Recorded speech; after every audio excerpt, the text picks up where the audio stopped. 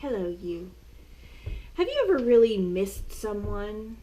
I have. In fact, I've spent a lot of my life having to say goodbye to people.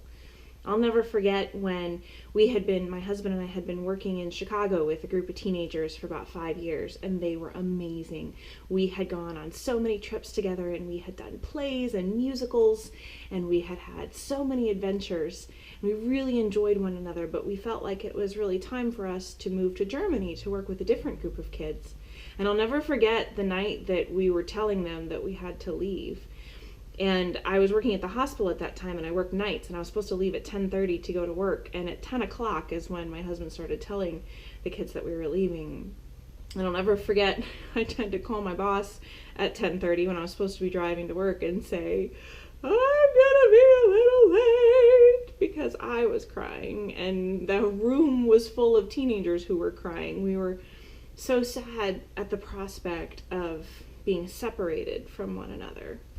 And then it was only 5 years later that I was standing in the airport in Dusseldorf, Germany, with a different group of teenagers that I had grown to love, and the trips and the memories that we had made, standing there crying in the airport, having to say goodbye. And I cried all the way to England. Why does it hurt so much to say goodbye? We talked about love last week, and if deeply loving someone and being loved back by them is the greatest feeling in the world, then it makes sense that being separated from that person or being separated from someone you love is the worst feeling in the world. Why does separation hurt so much? Well, I think it's because you not only lose that piece of that other person, their smile and their jokes and the way they laugh and that thing they do when they're thinking, you lose a piece of yourself. You lose the part of you that comes out only when they're around. So it's the missing piece of not only them, but the you that you are when you're with them. It's like, well, this big piece of ginger here. It's like having a whole piece of it just severed right off, and it's just never going to be together again. You've been separated. And this can happen voluntarily or involuntarily. Voluntarily, you know it's going to happen, and you can kind of prepare, and it's still hard and it hurts, but at least you're not blindsided.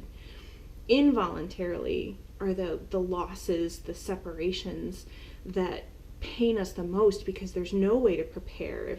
If all of a sudden someone who's in your life a lot is gone through a breakup or a death or some other sort of loss, it's extremely painful.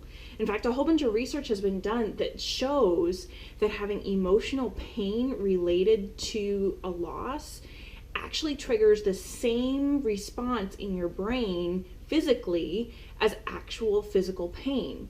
In fact, they've done studies that taking a Tylenol can help with a heartbreak. It treats the same responders in your brain. And I think that that's really interesting, because if we are just chemicals, then one would think that the chemical reaction would happen first, and the emotional response would then be a result of the chemical reaction. But what this seems to be showing us is that when I hear something, when I hear the bad news, that's something that nobody can touch. It's not tangible. But the emotional response of it, again, something that you can't touch, actually has a physical response in my body, in my brain, that the same neurotransmitters are responding exactly as they would as if I was burned or experienced physical pain. It's as if what is in our hearts affects our well-being just as much as what happens to our hearts. So I think it's a really interesting thing to consider as we're looking at who we are and what we are and where we came from and why we are the way we are. Why is love with a particular person so outrageously amazing, and the pain of loss, the pain of separation from that person, so devastating? Again, in both circumstances, we can be surrounded by a ton of other people, but it's particular people that we click with. It's particular people that we love and feel loved by. It's particular people that it feels like the knees of our heart are buckling when you can't be with them and when you miss them? Why do we miss people so much when there are still other people around us? It's an interesting thought. I want you to think about it this weekend. And I love you, and have a great weekend, and I look forward to seeing you next week. Take care. Bye-bye.